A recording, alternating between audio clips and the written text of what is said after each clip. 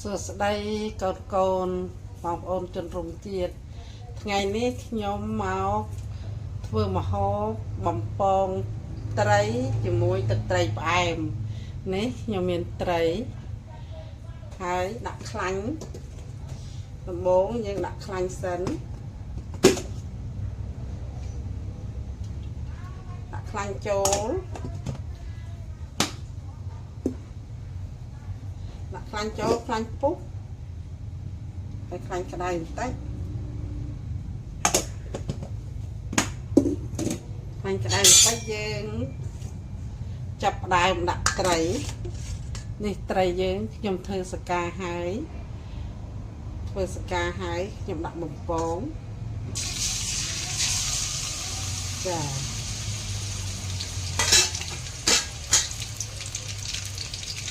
ហើយយើងចាប់ដល់បំពងហើយឆ្អិន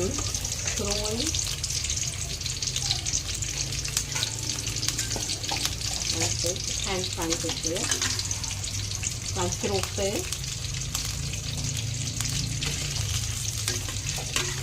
ខ្ញុំចាប់ដល់បំពងត្រីរួចហើយខ្ញុំទុកត្រីនឹងហើយឆ្អិនហើយខ្ញុំទៅធ្វើទឹកត្រីផ្អែមចាខ្ញុំទៅធ្វើទឹកត្រីផ្អែមចាំត្រីឆ្អិនចាំយើងធ្វើម្ដង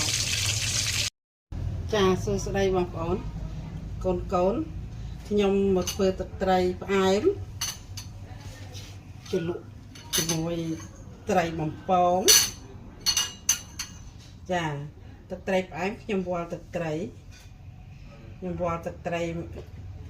មកវ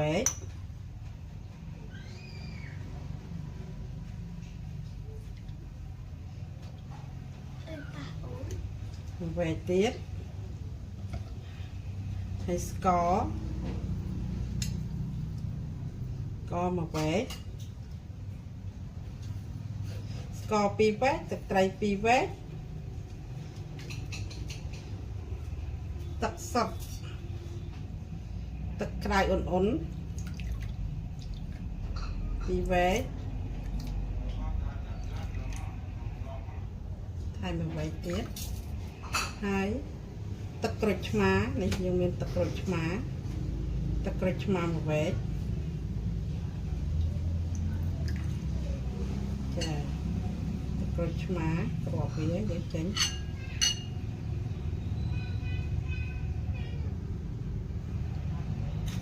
ក្រូចឆ្មាមកវែកហើយខ្ញុំមានខ្ទឹមក្រហមខ្ទឹមសទេការ៉ុតចាត់ហើយដាក់ចូលចា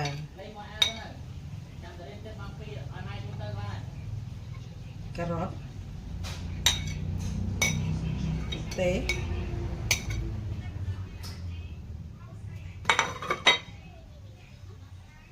ខ្ញុំដាក់ប៊ីចេងបន្តិចអ្នកខ្លះគេអត់ញ៉ាំប៊ីចេងទេខ្ញុំដាក់ប៊ីចេងចា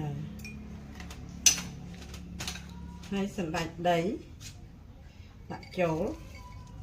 តែដីខ្ញុំបុកញុំទេខ្ញុំអត់បុកឲ្យម៉ត់ទេចា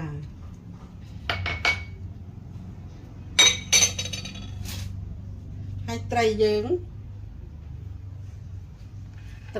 ឆ្អិនហើយត្រីយើងបំពងឆ្អិនហើយឥឡូវខ្ញុំចាប់ដាក់ចាន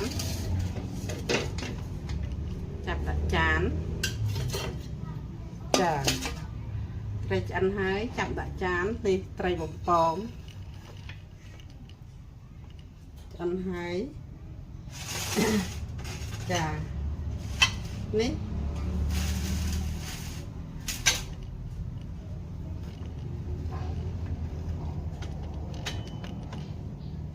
ទឹកត្រី